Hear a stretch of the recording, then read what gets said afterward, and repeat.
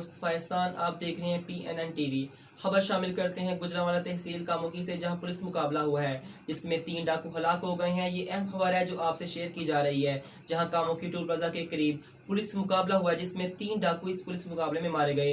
اس حوالے سے مزید تفصیلات جاننے کے لیے لائن پر موجود اپنے نمائندے عابد مغل سے بات کرتے ہیں۔ جی عابد، بتائیے گا اس پولیس مقابلے کے بارے میں۔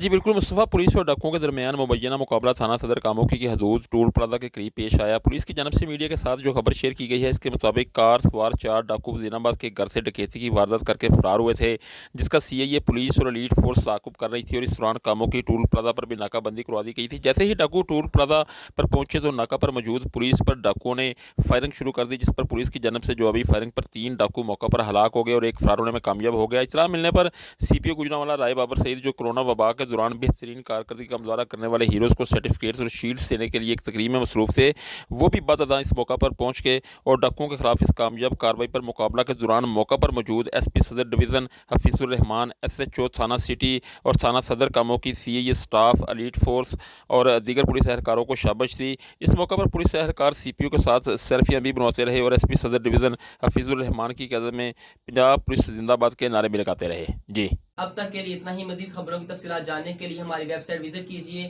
PNNTV.online اور رہیے ہر خبر سے باخبر۔